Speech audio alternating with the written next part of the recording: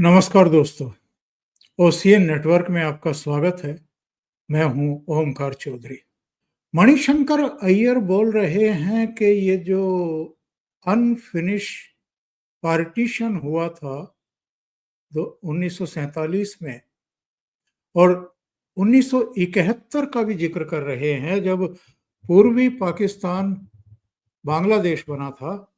उनका कहना है कि ये जो पहलगाम में हिंदुओं की हत्या की गई है, जो नरसंहार हुआ है, ये अनफिनिश पार्टीशन की वजह से हुआ है। खुलकर के कुछ नहीं बोला है, लेकिन एक कार्यक्रम में फिर उन्होंने इस तरह की बदजुबानी की है और विवादों को जन्म दे दिया है। मणिशंकर अय्यर जैसे कांग्रेस में बहुत हैं जो कांग्रेस का कबाड़ा करते रहे हैं, और अब तो उनकी लाइन पर कई चल रहे हैं। ये अलग बात है कि मणिशंकर अय्यर को कुछ अलग थलग किया गया है, लेकिन उसी सोच के, उसी मानसिकता के लोग आज कांग्रेस में उनकी भरमार है। दूसरे, अखिलेश भैया कह रहे हैं कि युद्ध जो है वो किसी समस्या का समाधान नहीं है।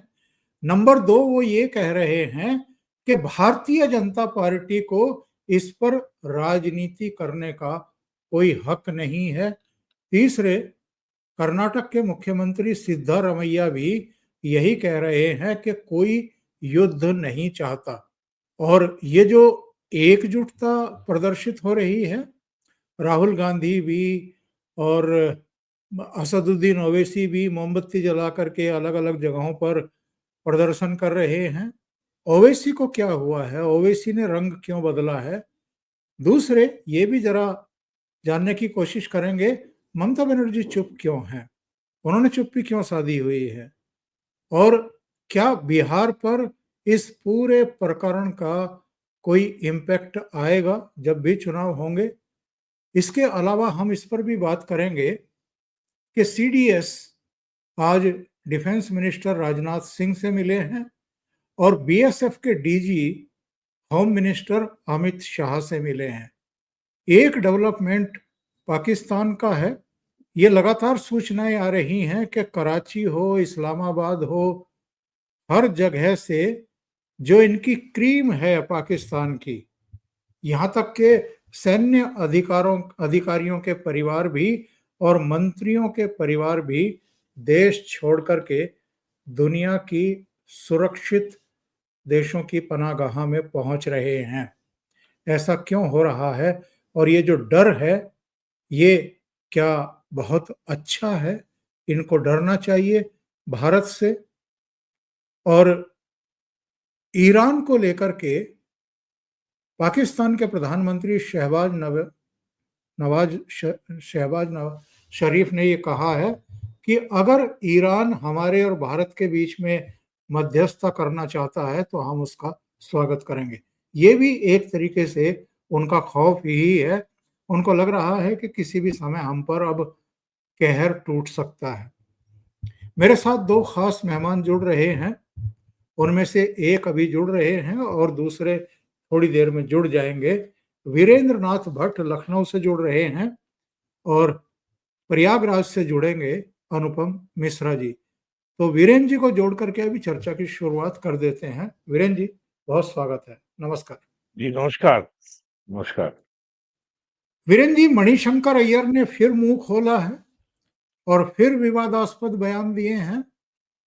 उन्होंने जो कहा है, मैं दर्शकों को बता देता हूं साहब, और इस पर मैं आपकी एक टिप्पणी जरूर चाहूंगा। उन्होंने कहा है, पहलगाम की घटना विभाजन के अनसुलझे सवालों को दर्शाती है। इंडिया इंटरनेशनल सेंटर में एक कार्यक्रम में बोलते हुए अय्यर ने कहा, बहुत से लोगों ने विभाजन को रोकने की कोशिश की, लेकिन ये इसलिए हुआ क्योंकि गांधी और पंडित नेहरू जैसे लोगों और जिन्ना और कई अन्य मुसलमानों के बीच भारत की राष्ट्रवाद की प्रकृति और इसकी सभ्यता की विरासत के बारे में मूल्यों और आकलन में अंतर था, जो जिन्ना से सहमत नहीं थे। इन्होंने कहा कि लेकिन सच्चाई ये है कि विभाजन हो गया और आज तक हम उस विभाजन के परिणामों के साथ जी रहे हैं। क्या हमें ऐसे ही जीना चाहिए? क्या विभाजन के अनसुलझे सवाल 22 अप्रैल को पहलगाम के पास हुई भयानक त्रासदी में नहीं दिखते? ये कौन से अनसुलझे सवालों की बात कर रहे हैं मणिशंकर अय्यर? इससे पहले अनुपम जी का भी स्वागत कर लेते हैं। अनुपम जी, बहुत स्वागत। नमस्कार। नमस्कार। देखिए, हर हर बड़े देश की इंटेलिजेंस एजेंसी में एक होता है विंग, एक होता है विभाग, उसको बोलते हैं डर्टी ट्रिक्स डिपार्टमेंट, जो गंदी हरकतें करता है और जिसका कभी कोई स्रोत या सबूत नहीं होता है। कांग्रेस में ये काम खुल करके होता है, गंदगी फैलाना, भ्रम फैलाना और लोगों को गेस करने के लिए छोड़ देना। ये काम अमेरिका में करता है सैम पेट्रोडा, और इंडिया में ये काम करते हैं दिग्विजय सिंह, और ये काम करते हैं मणिशंकर अय्यर। ये जो अरे साफ-साफ ये क्यों नहीं कहते भैया कि जून 1947 में कांग्रेस वर्किंग कमेटी ने बाकायदा प्रस्ताव पास करके विभाजन के प्रस्ताव को अप्रूव किया था। गांधी और नेहरू, जिन्ना सबके सहयोग से पाकिस्तान बना था। पाकिस्तान ये खाली हमेशा जिन्ना को खलनायक बनाना और ये कह देना कि गांधी बहुत बड़े संत थे, महात्मा थे, और वो तो कभी चाहते नहीं थे, और गांधी तो कहते थे कि मेरी लाश पे पाकिस्तान बनेगा, और उसके बाद पाकिस्तान बन गया। तो ये सब जो है, अब ये सब इतिहास सामने आ गया है, सब रिकॉर्डेड हिस्ट्री में है। आप ये बताते हैं कि नेहरू प्राइम मिनिस्टर बने 15 अगस्त 1947 को, ये गलत बात है। नेहरू प्राइम मिनिस्टर बने 6 सितंबर 1946 को कैबिनेट मिशन प्लान के तहत, और उनको शपथ और उन्होंने क्वीन एलिजाबेथ के प्रति लॉयल्टी की शपथ ली थी। तो और आज ये कांग्रेस जो कह रही है, जो ये बताती है कि सैफरॉन टेरर, हिंदू टेरर और आतंकवाद का कोई धर्म नहीं होता। अरे भाई, आतंकवाद का मजहब होता है, सब जानते हैं, धर्म कहाँ से आ गया? तो इतनी गंदगी इन्होंने जो फैला रखी है, और आज ये बता रहे हैं कि ये अनफिनिश्ड एजेंडा है। अरे भाई, कौन सा अनफिनिश्ड एजेंडा है? कौन सा ऐसे बड़े भारी आदर्श थे, मूल्य थे नेहरू के, जो पिछले 80 साल में खत्म हो गए, और अब क्या ऐसा है जो आप करने जा रहे हैं? सीधी सी बात ये है कि 1947 में कॉलोनियल पावर्स ने, ब्रिटेन ने इंडियन ओशन में, बे ऑफ बंगाल में, अरब सागर में अपना प्रभुत्व बनाए रखने के लिए उनको एक अपना एक चौकी चाहिए थी साउथ एशिया में, इसलिए पाकिस्तान बना था। उनको एक बफर चाहिए था, एक उनको ऐसी ठिया चाहिए था कि सोवियत यूनियन यानी कम्युनिस्ट रशिया के विस्तार को वो रोक सके, वो एशिया में, साउथ एशिया में ना घुस सके। अब जिस पर्पस के लिए पाकिस्तान बना था, आज कॉलोनियल पावर्स के लिए, वेस्टर्न पावर्स के लिए वो उपयोगिता अब समाप्त हो चुकी है। सोवियत यूनियन खत्म हो चुका है, तो वो 16 हिस्सों में बंट चुका है। अब बचा है चाइना। चाइना अगर चाइना के अगेंस्ट एज ए बुलवर्क आपको इस्तेमाल करना है, तो पाकिस्तान की वो हैसियत नहीं है। इंडिया जो है वो आपका चेला बन करके, आपका एलाई बन करके काम करेगा नहीं। हम अपनी शर्तों पे काम करेंगे। रही सही बात, जो बलूचिस्तान में जो China Pakistan economic corridor project है, वो ऑलरेडी ध्वस्त हो चुका है। $65 बिलियन चाइना का डूब चुका है। अब आज की तारीख में किसी को जरूरत नहीं है पाकिस्तान की, चाहे वो सऊदी अरब हो, या ईरान हो, या अफगानिस्तान हो, या अमेरिका हो, या यूरोप हो। स्थिति ये है। अब जियो पोलिटिकल सिचुएशन बहुत बदल गई है। इंडिया वर्ल्ड की 4th लार्जेस्ट इकोनॉमी बन चुका है। इंडिया रीजनल पावर बन चुका है। अभी फरवरी में प्राइम मिनिस्टर अमेरिका गए थे, वहां पे ट्रंप ने साफ साफ कह दिया कि मैंने बांग्लादेश का मामला जो है प्राइम मिनिस्टर मोदी के ऊपर छोड़ दिया है।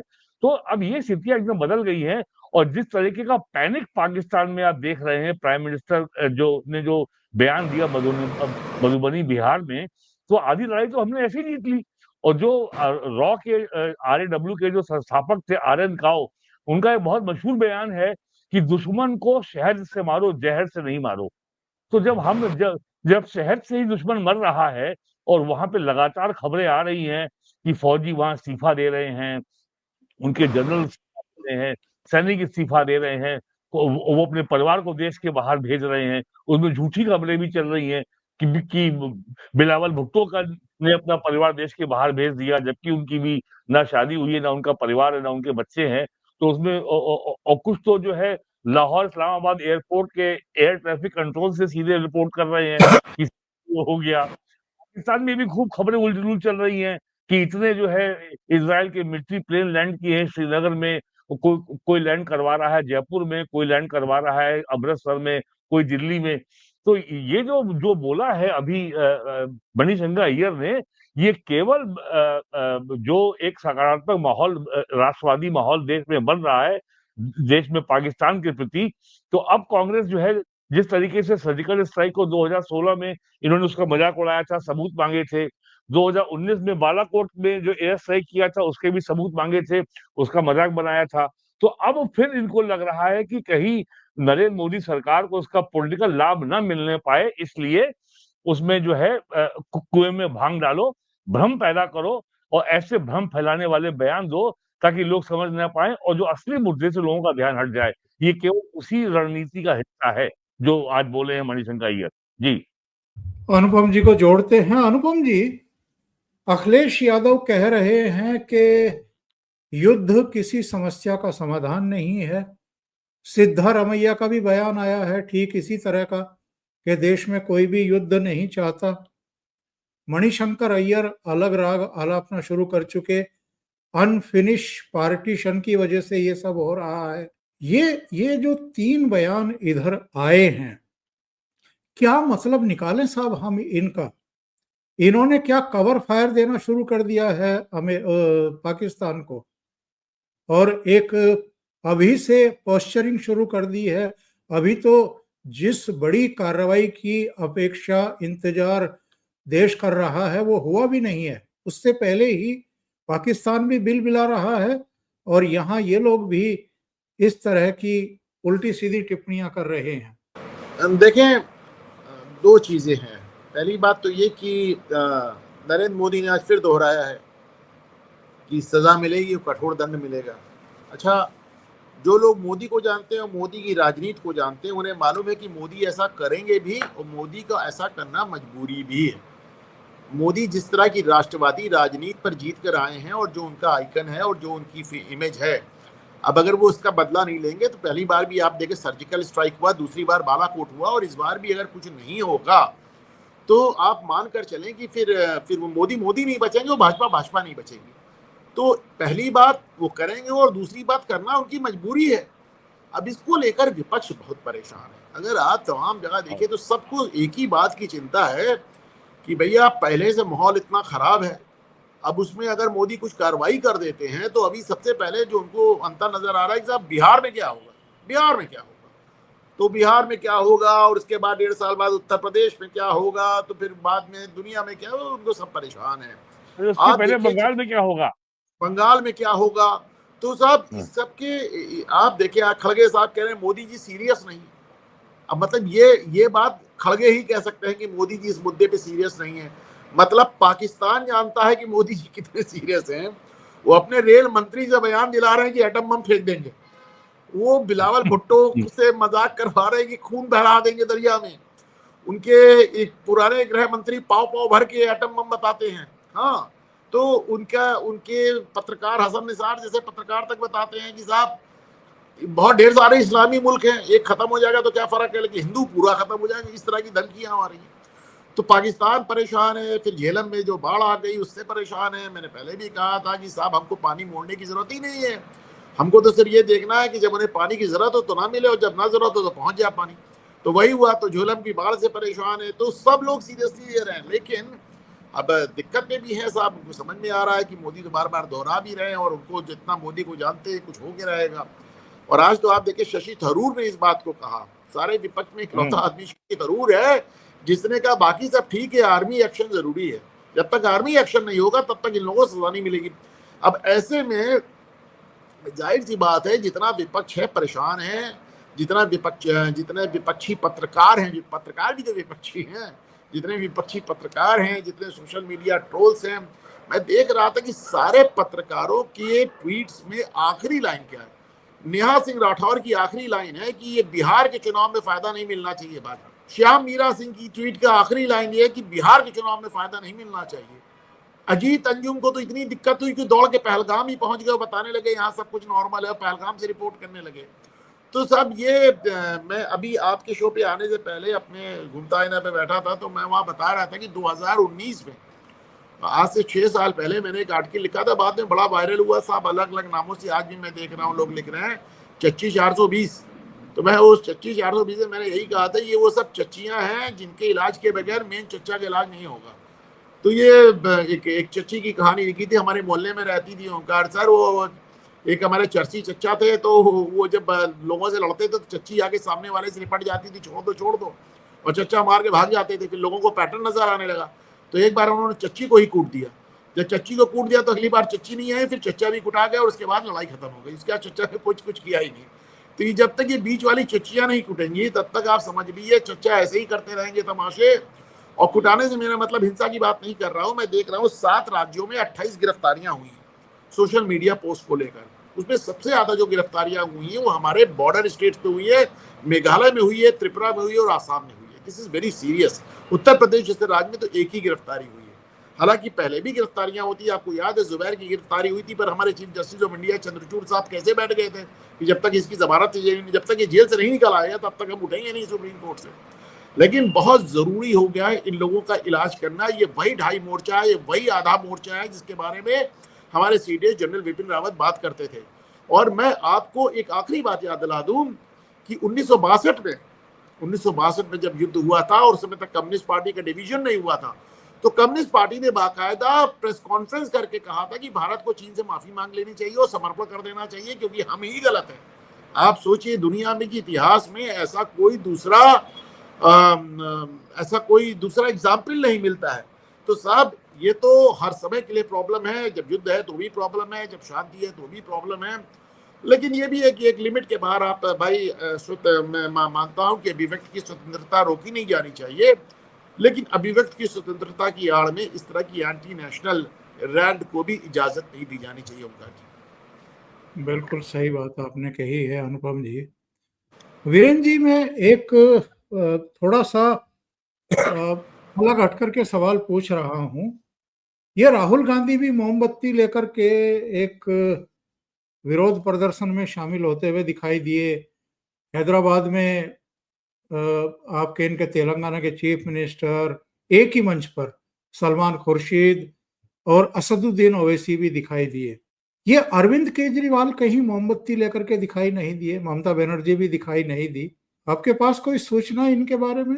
देखिए, जिहादी आतंकवाद को कवर फायर देना ये कांग्रेस का इतिहास है।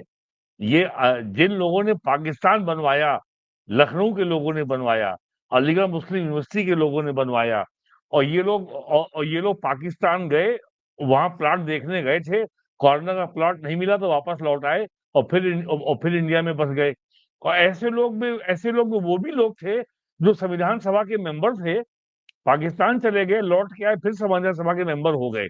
तो ये केवल जो है कवर फायर देने के लिए, ये अमन की आशा, जो जो इंडिया पाकिस्तान का बॉर्डर, पंजाब बॉर्डर है, जो अटारी बॉर्डर है, उसको वाघा बॉर्डर कहना, पाकिस्तान साइड को वाघा बॉर्डर कहते हैं, इंडियन साइड को अटारी बॉर्डर कहते हैं। और महाराजा रणजीत सिंह के सेनापति के नाम पे है ये अटारी बॉर्डर, ये सामान्य जानकारी है। तो ये इनका पुराना इतिहास है। लखनऊ में इन लोगों को रिहेबिलिटेट करने के लिए और स्थापित करने के लिए गंगो जमुन तहजीब के नाम के एक पाखंडी पॉलिटिकल कॉन्सेप्ट का भी इन्होंने आविष्कार किया था, जो आज भी चल रहा है। गंगो जमुन तहजीब, गंगा भारत की, यमुना भारत की, इसने इस्लाम कब से कबूल कर लिया भाई। तो ये कोई नई चीज नहीं है, ये ऐसा करेंगे। हाँ, अब की बार ये वाला पाखंड दिल्ली में करने की हिम्मत नहीं कर पाए। ये पाखंड तेलंगाना में सरकार कांग्रेस की वहां हो रहा है। और जहां तक अरविंद केजरीवाल की बात है, अरविंद केजरीवाल का वो चुनाव हारे, उसके पहले जो है अमेरिका में जो है बाइडेन चुनाव हारे, ट्रंप आ गया। ट्रंप ने जितना वो लेफ्टिस्ट इकोसिस्टम है उसको जितनी तेजी से ध्वस्त किया है, जिस तेजी से उन्होंने और इस एजेंडे को आगे बढ़ाने वाली जो अमेरिकन संस्था थी यूएस एड को भी स्क्रैप कर दिया। जिस तरीके से हार्वर्ड यूनिवर्सिटी में उसने क्रैकडाउन किया ट्रंप ने, कोलंबिया यूनिवर्सिटी में किया, स्टैनफोर्ड में किया, येल में किया। तो अब जो ग्लोबल ये वो लेफ्टिस्ट इकोसिस्टम था, उसके पास और ये भी आपका ठंडा हो गया सोरोस। तो अब इनके पास जो है, अब इनके कोई बैकर, इनको पैसा देने वाले अब लोग रहे नहीं है।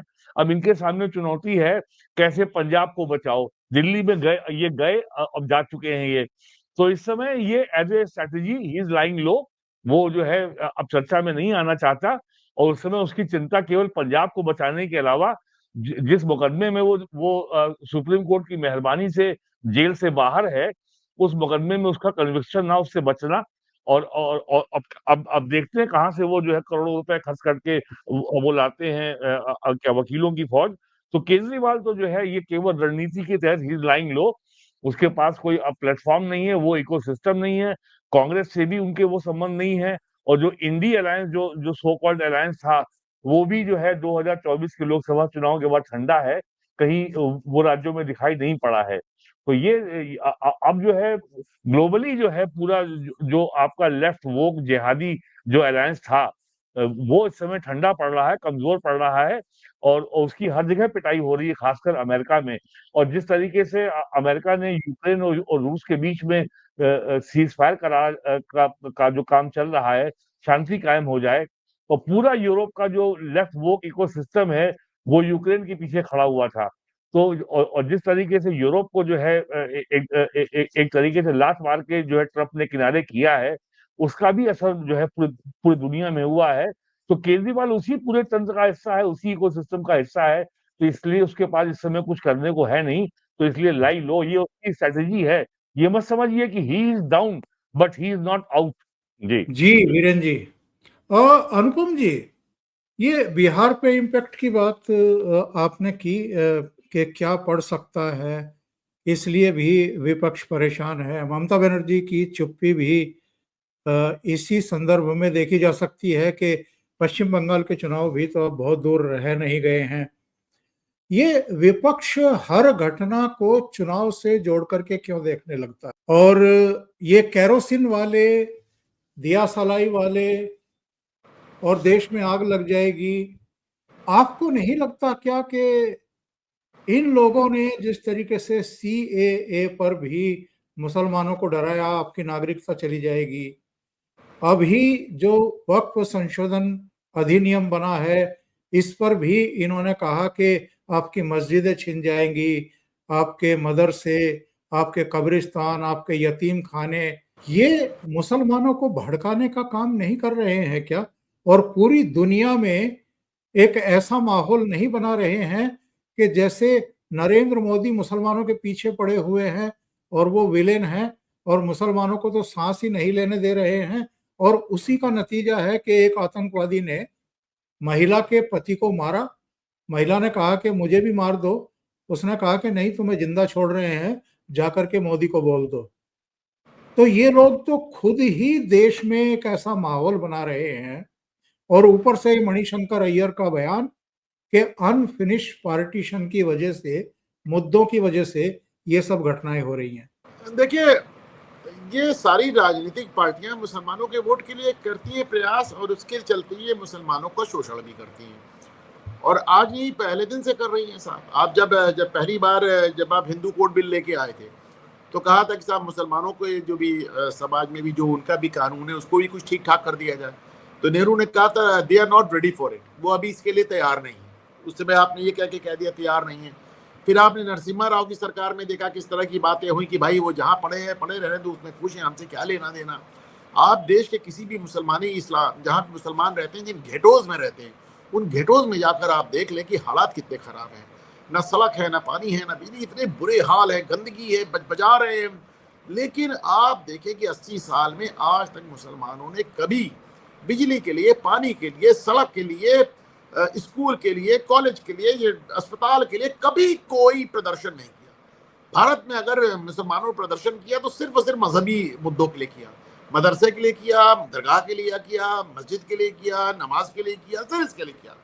तो भाई विदेशी तो अच्छा, नरेंद्र मोदी को गलतफहमी थी कि साहब सच्चर आयोग की रिपोर्ट बताती है कि मुसलमान सबसे ज्यादा खुशहाल गुजरात में है, तो मैं मुसलमान को इतना खुशहाल कर दूंगा कि मुसलमान एक हाथ में कंप्यूटर दे दूंगा, एक में कुरान दे दूंगा, ये कर दूंगा, वो कर दूंगा। तो अब उनकी गलतफहमी पता नहीं दूर हुई नहीं हुई है। मैं देख रहा हूँ मोहन भागवत की गलतफहमी दूर होती नजर आ रही है। मोहन भागवत का मैं बयान देख रहा हूँ कि हम कुछ भी कर लें, कुछ लोग हमेशा शरारत करते ही रहेंगे और यहाँ नहीं पूरी दुनिया में करते रहेंगे, तो इनको ठीक करना जरूरी है। तो भाई हर आदमी मोदी जितना पेशेंट नहीं है, तो जो विदेश जितनी बाकी पॉलिटिकल पार्टीज हैं वो इनका खुल के शोषण कर रही है और खुल के इनका फायदा उठा रही है। लेकिन इसके लिए जिम्मेदार कौन है? इसके लिए जिम्मेदार कौन है? डॉक्टर राम मनोहर लोहिया ने 70 के दशक में या 60 के एंड में कहा था कि मुसलमानों एक साथ होकर मजहबी आधार पे वोट डालना बंद कर दो, वरना एक दिन आएगा जब हिंदू भी एक साथ वोट डालेगा तब तुम्हें दिक्कत हो जाएगी। सोचिए, उस आदमी ने इनको 50 साल पहले फोन किया था कि ऐसा मत करो, लेकिन नहीं समझ में आ रही है बात। तो और ये सवाल ये नहीं है, वही वोटिंग पैटर्न यहाँ से लेके सादिक खान लंदन तक सारा वही वोटिंग पैटर्न है साहब। मतलब कहीं कुछ और है ही नहीं, उन्हें और कुछ चाहिए नहीं सिवाय मजहब के, तो क्या ही किया जाए। तो सवाल ये है कि अगर विपक्षी पार्टियों को क्या दोष दिया जाए?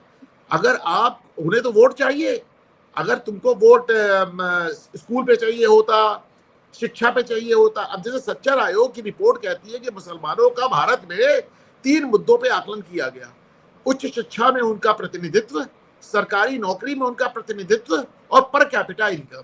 तीनों ही मुद्दों पे नंबर 1 पे गुजरात था और आखिरी नंबर पे पश्चिम बंगाल और केरल, जिनको जो सो कॉल्ड मुस्लिम फ्रेंडली गवर्नमेंट्स हैं, वहां पे मुसलमानों की हालत सबसे बदतर, गुजरात की सबसे अव्वल, उसके बाद मोदी गुजरात का हत्यारा है। तो उसका फिर क्या किया जाए ना? अगर इतना सब करने के बाद भी अगर आपका मिजाज उसी तरफ का जा रहा है, तो भाई बाकी लोगों को इतना पेशेंस नहीं है। अगर तुम यही सुन के वोट देना चाहते हो तो यही सही। मुलायम सिंह यादव आए थे तो उन्होंने एक बार, उस जमाने में प्रयागराज इलाहाबाद हुआ करता, तो उन्होंने बयान दिया था कि मुसलमानों को कट्टा रखने का हक है, क्योंकि वो डरी हुई कौम है। अब ऐसा नहीं कि सारे मुसलमान कट्टा रखते हैं, पर उनके बयान से सर एकदम लहालोट हो गए, बहुत मस्त हो गए साहब, क्या बात कह दी है। तो जब आप इस तरह की बातें करते हैं कि अतीक अहमद गंगा मैया से ज्यादा पवित्र है, मुसलमानों को कट्टा रखने का हक है, लड़कों से गलती हो जाती है, तो फिर मुसलमान ये नहीं सोचता कि आप उन्हें क्या दिया और क्या नहीं दिया, फिर इसी पे वो आपके साथ एकदम 100% कमिट हो जाता है। और विपक्षी दलों ने मुसलमानों की और भारतीय मुसलमानों की ये नस पकड़ ली है, और इसके चलते उन्हें मालूम है कि हमें कुछ करना कराना नहीं है, हमको बस 2-4 बयान जारी करने हैं।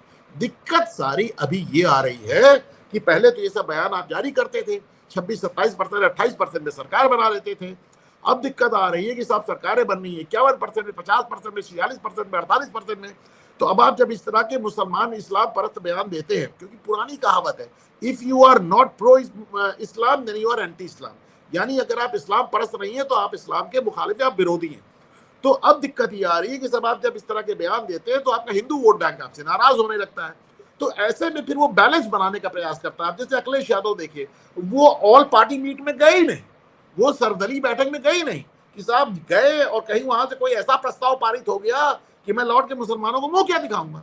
अब जैसे ममता बनर्जी, आप कह रहे ममता बनर्जी खामोश है, इसलिए खामोश है क्योंकि देश का माहौल है बहुत खराब, देश का माहौल एकदम एंटी टेरर बना हुआ है, और आतंक के खिलाफ माहौल है, और आतंक के खिलाफ वो बोलना नहीं चाहती, आतंक के फेवर में बोलने में जान रही इस समय नुकसान है, तो इसलिए चुप है।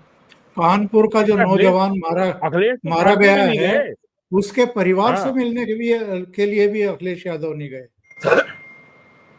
तो ये कैसी राजनीति कर रहे हैं, और कैसे ये संभल में 5 लोग मारे गए थे, हले उन्होंने 5-5 लाख रुपए दिए, लेकिन शुभम द्विवेदी के परिवार में कोई नहीं गया समाजवादी पार्टी से। तो ये मैं शुभम द्विवेदी को जानता ही नहीं। हाँ, मैं जानता ही नहीं, मैं उस परिवार को ही नहीं जानता। मतलब वो इस प्रदेश का नागरिक ही नहीं है, तो आप इस प्रदेश की राजनीति क्यों कर रहे हो भाई? आप शुभम द्विवेदी को, उन्होंने एक पैसा नहीं दिया, लेकिन सरकार से डिमांड कर दिया कि 5-5 करोड़ रुपया सबको दीजिए और उसका सरकारी नौकरी दीजिए। और तुम क्या करोगे भाई? तुम ये करोगे, जब तुम्हारी सरकार आएगी तो तुम एक बार में 14 आतंकियों में से मुकदमे वापस ले लोगे। उन आतंकियों से मुकदमे वापस ले लोगे जिन्होंने काशी में विस्फोट किया, जिन्होंने अयोध्या में विस्फोट किया, जिन्होंने लखनऊ में विस्फोट किया। 21 मामले तुमने वापस ले लिए। इसके पहले 1993 में मुलायम सिंह यादव ने संभल के सारे दंगाइयों से मामले वापस ले लिए थे।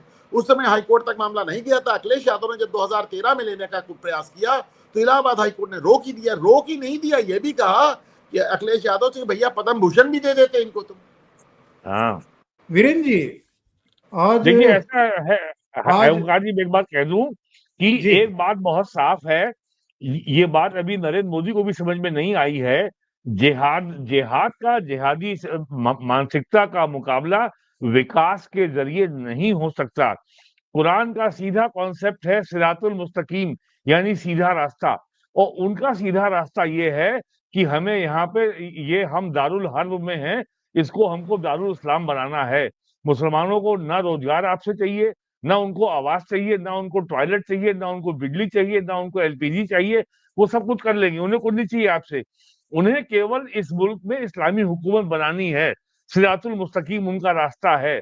दारुल, और वो ये मानते हैं कि यहाँ पे इस्लामी हुकूमत थी, ये दारुल खिलाफा था, यहाँ पे काफिरों का कब्जा हो गया है, इन काफिरों को हटा करके हमें यहाँ पे फिर से लाना है खलीफा का शासन। और यही एजेंडा हमास का है। वो कहता है कि तुर्की के खलीफा की हुकूमत थी पूरे इजराइल में, और ये काफिर यहूदी यहाँ पे आ गए, इनको हटा करके और इजराइल नाम के देश को समाप्त करके यहाँ हमें इस्लामी हुकूमत लानी है। हमास का एजेंडा बहुत साफ है, यही एजेंडा मुसलमानों का ग्लोबल है। ये बात पता नहीं कब समझ में आएगी मोहन भागवत को, नरेंद्र अरे मोदी भाई को। भट्ट साहब, आप क्यों हमास को दोष दे रहे हैं? हमारे पहले शिक्षा मंत्री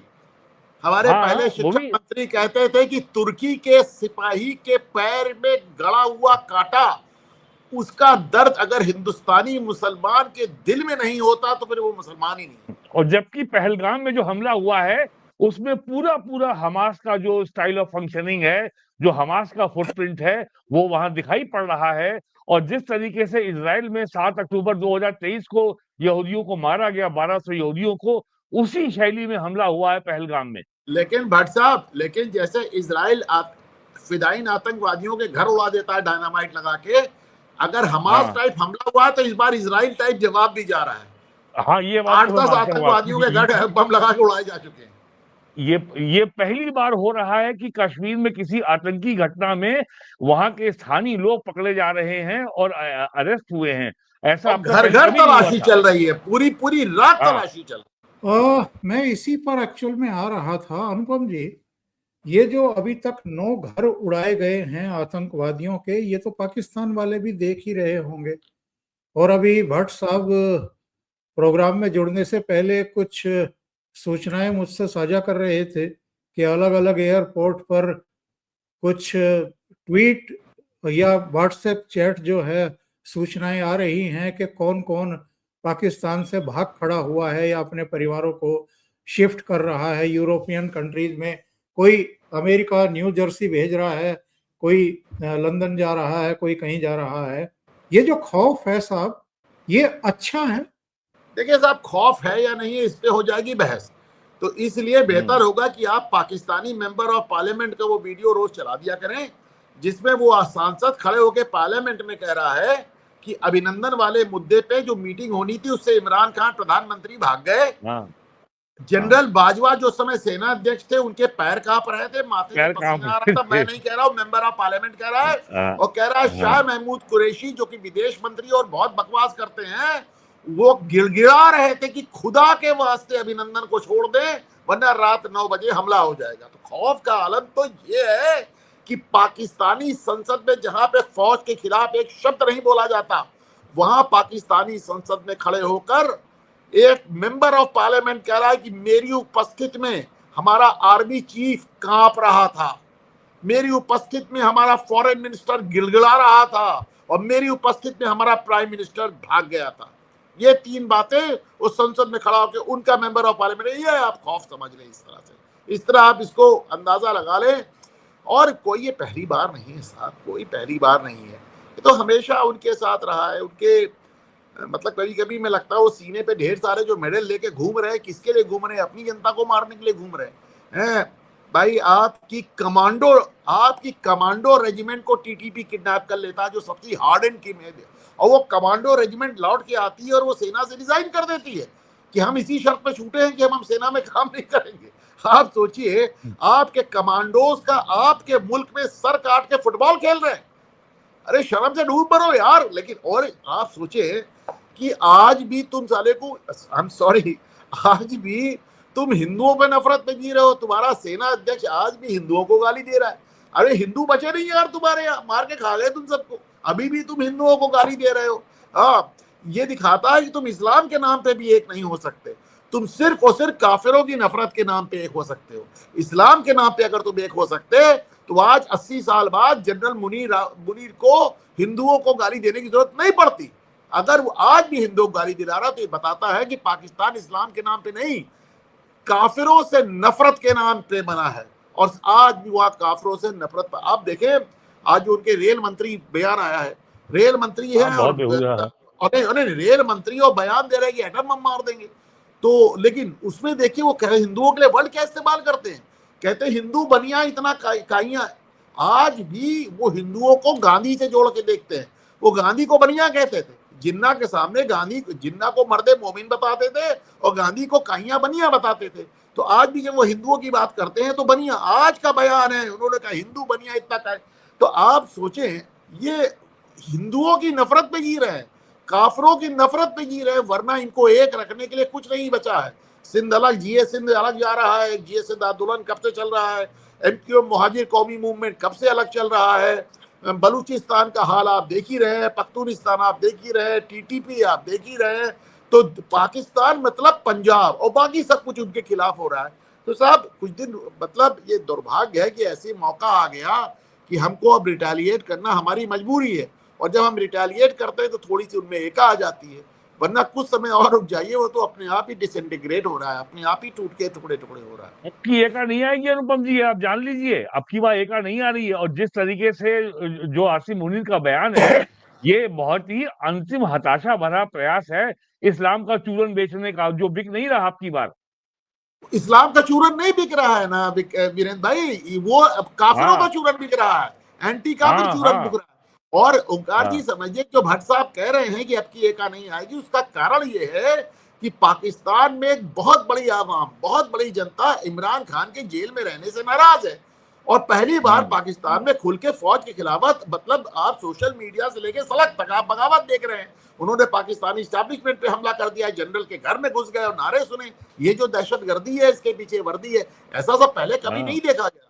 तो पाकिस्तानी फौज को लेके बहुत डिसइल्यूजनमेंट है कि यार हम ही को मारते हो, हमारा ही खाते हो, सारे युद्ध हार के आ जाते हो। और ये जो बयान आया है शहबाज शरीफ का कि साहब हम तो तटस्थ, स्वतंत्र और हर तरह की जांच में सहयोग करने को तैयार है, एक तरीके से हाथ खड़े कर दिए। और उनका एक और बयान आया है, अब तो वो चीन और रूस को भी ले आए बीच में।